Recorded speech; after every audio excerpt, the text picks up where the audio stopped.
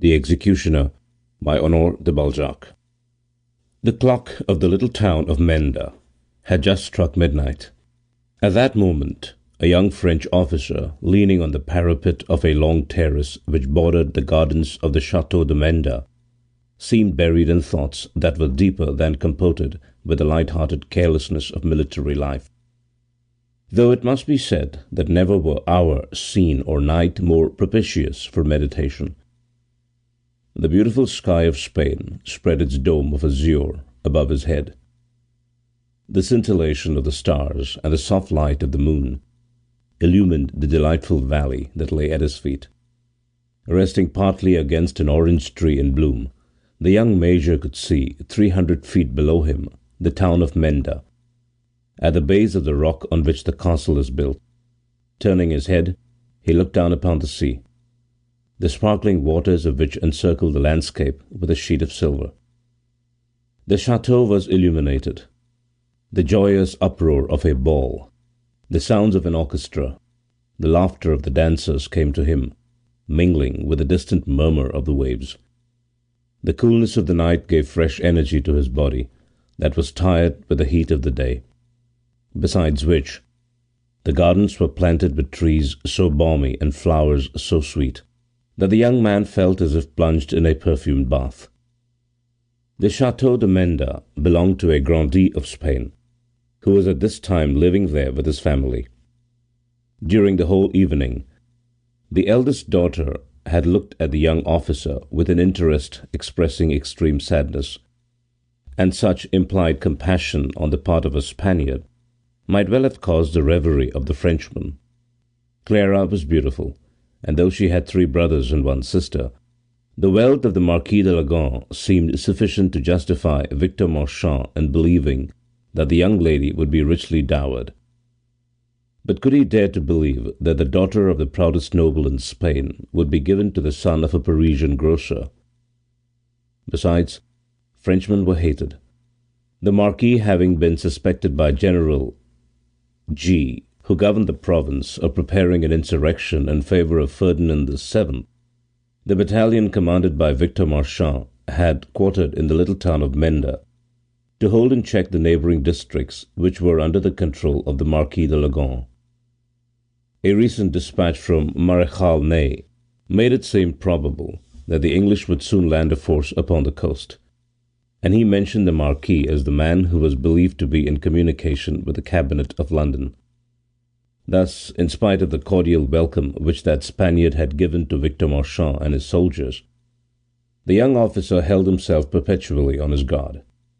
As he came from the ballroom to the terrace, intending to cast his eye upon the state of the town and the outlying districts confided to his care, he asked himself how he ought to interpret the goodwill which the Marquis never failed to show him, and whether the fears of his general were warranted by the apparent tranquillity of the region. But no sooner had he reached the terrace than these thoughts were driven from his mind by a sense of prudence, and also by natural curiosity. He saw in the town a great number of lights. Although it was a feast of St. James, he had that very morning ordered that all lights should be put out at the hour prescribed in army regulations, those of the château alone excepted. He saw, it is true, the bayonets of his soldiers gleaming here and there at their appointed posts.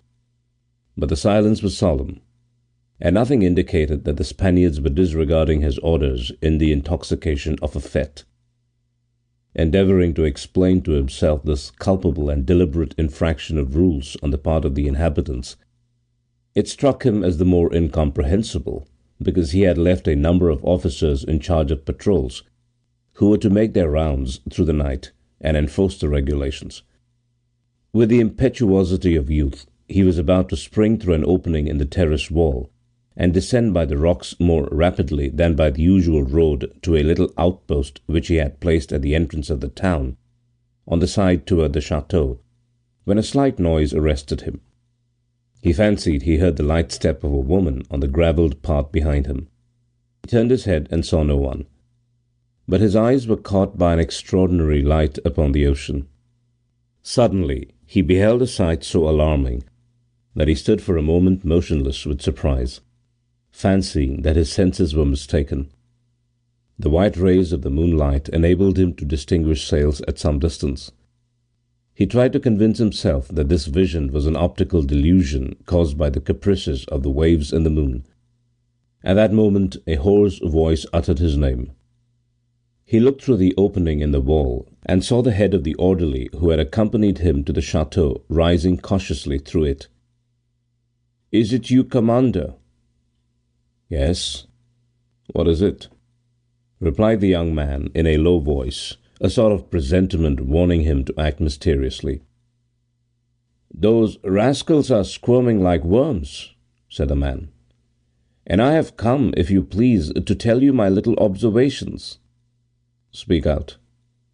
"I have just followed from the chateau a man with a lantern who is coming this way. A lantern is mightily suspicious. I don't believe that Christian has any call to go and light the church tapers at this time of night. They want to murder us, said I to myself.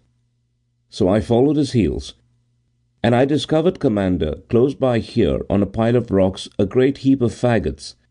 He's after lighting a beacon of some kind up here, I'll be bound." A terrible cry echoing suddenly through the town stopped the soldier's speech. A brilliant light illuminated the young officer. The poor orderly was shot in the head and fell. A fire of straw and dry wood blazed up like a conflagration not 30 feet distant from the young commander. The music and the laughter ceased in the ballroom. The silence of death, broken only by moans, succeeded to the joyous sounds of a festival. A single cannon shot echoed across the plain of the ocean. A cold sweat rolled from the officer's brow. He wore no sword. He was confident that his soldiers were murdered, and that the English were about to disembark. He saw himself dishonoured if he lived, summoned before a council of war to explain his want of vigilance. Then he measured with his eye the depths of the descent, and was springing towards it when Clara's hand seized his. "Fly," she said. "My brothers are following me to kill you. Your soldiers are killed. Escape yourself. At the foot of the rock over there, see, you will find Juanito's barb. Go, go." She pushed him, but the stupefied young man looked at her, motionless for a moment. Then, obeying the instinct of self-preservation which never abandons any man, even the strongest, he sprang through the park in the direction indicated, running among the rocks where goats alone had hitherto made their way. He heard Clara calling her brothers to pursue him. He heard the steps of his murderers. He heard the balls of several muskets whistling about his ears. But he reached the valley, found the horse, mounted him, and disappeared with the rapidity of an arrow. A few hours later, the young officer reached the headquarters of General G, whom he found at dinner with his staff. "I bring you my head," cried the commander of the lost battalion as he entered, pale and overcome. He sat down and related the horrible occurrence. An awful silence followed his tale. "I think you were more unfortunate than criminal," replied the terrible general, when at last he spoke. "You are not responsible for the crime of those Spaniards, and unless the marshal should think otherwise, I absolve you." These words gave but a feeble consolation to the unhappy officer. "But when the emperor hears of it," he cried. "He will want to have you shot," said the general. "But we will see about that. Now," he said in a stern tone, "not another word of this, except to turn it into a vengeance which shall impress with salutary terror a people who make war like savages." An hour later, a whole regiment, a detachment of cavalry, and a battery of artillery were on their way to Mender. The general and Victor marched at the head of the column. The soldiers, informed of the massacre of their comrades, were possessed by fury. The distance which separated the town of Mender from general headquarters was marched with marvellous rapidity. On the way, the general found all the villagers under arms.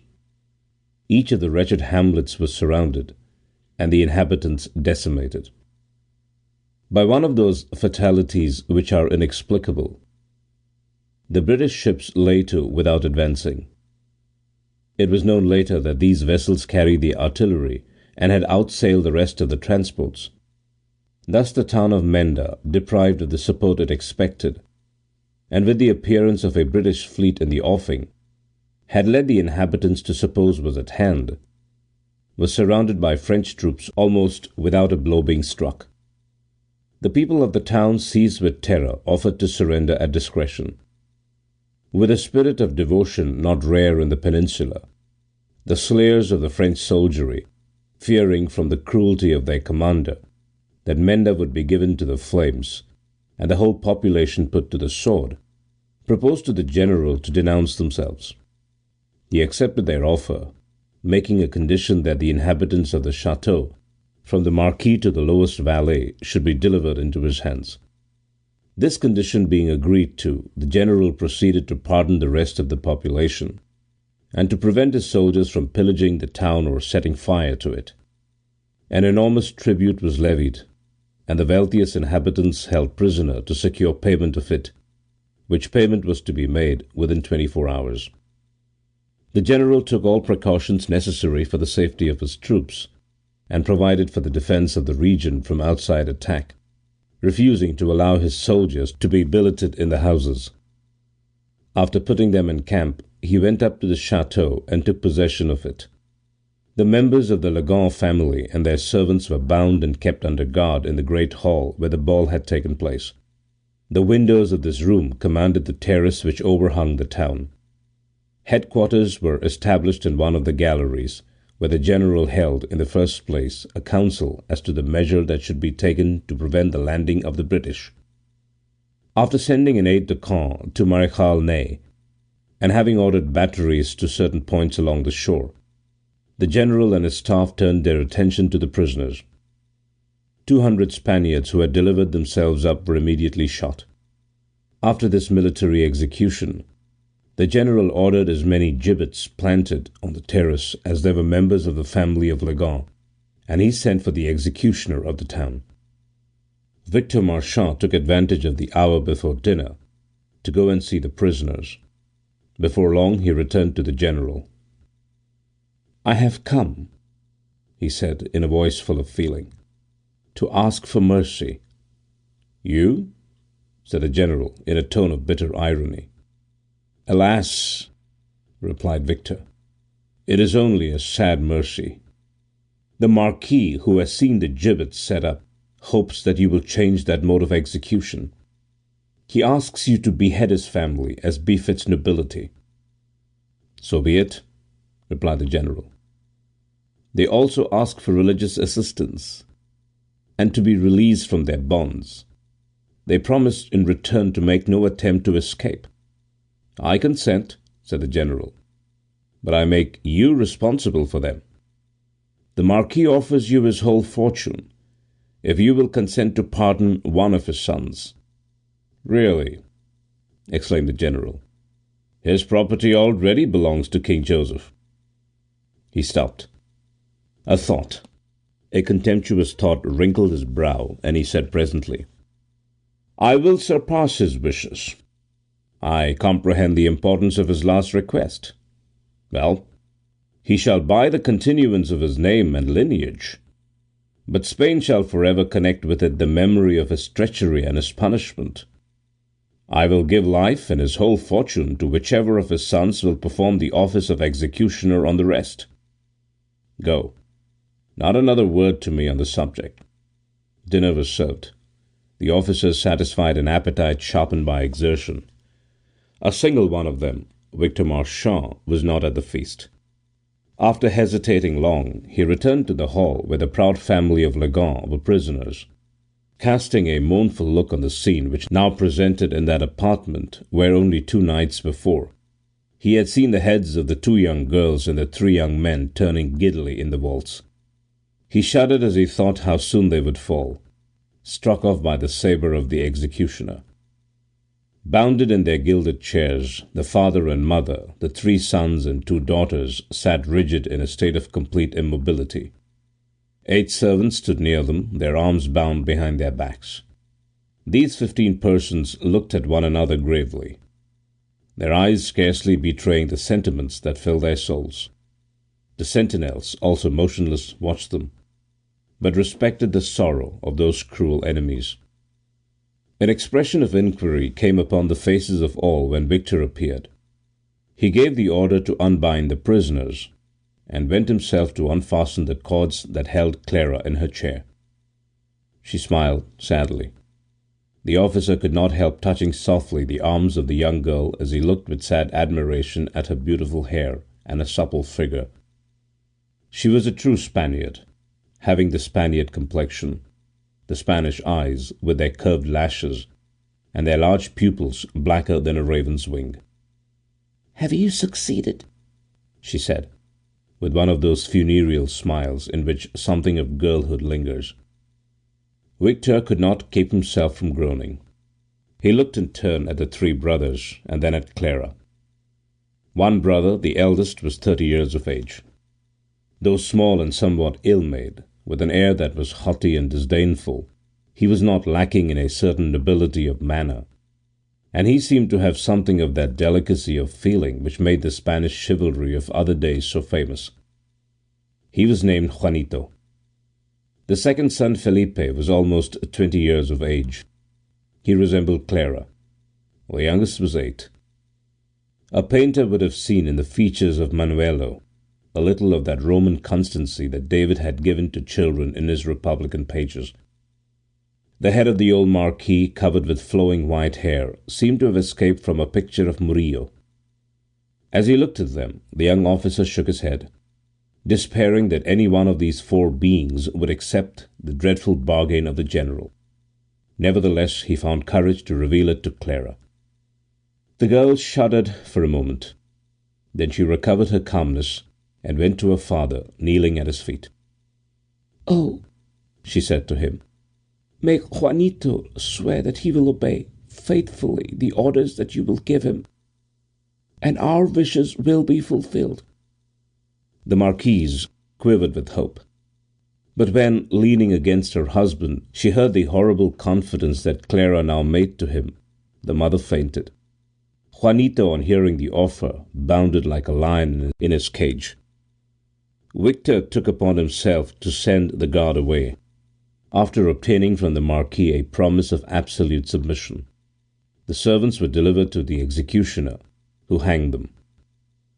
When the family were alone, with no one but Victor to watch them, the old father rose. "Juanito," he said. Juanito answered only with a motion of his head that signified refusal. Falling back on his chair and looking at his parents with dry and awful eyes, Clara went up to him with a cheerful air and sat upon his knee. "Dear Juanito," she said, passing her arm around his neck and kissing his eyelids, "if you knew how sweet death would seem to me if given by you, think, I should be spared the odious touch of an executioner. You would save me from all the woes that await me, and, oh, dear Juanito, you would not have me belong to anyone, therefore." Her velvet eyes cast gleams of fire at Victor, as if to rouse in the heart of Juanito his hatred of the French. "Have courage," said his brother Felipe. "Otherwise our race, our almost royal race, must die extinct." Suddenly Clara rose. The group that had formed about Juanito separated, and the son, rebellious with good reason, saw before him his old father standing erect, who said in solemn tones, "Juanito, I command you to obey." The young count remained immovable. Then his father knelt at his feet. Involuntarily, Clara, Felipe, and Manuelo imitated his action. They all stretched out their hands to him, who was to save the family from extinction, and each seemed to echo the words of the father. "My son, can it be that you would fail in Spanish energy and true feeling? Will you leave me longer on my knees?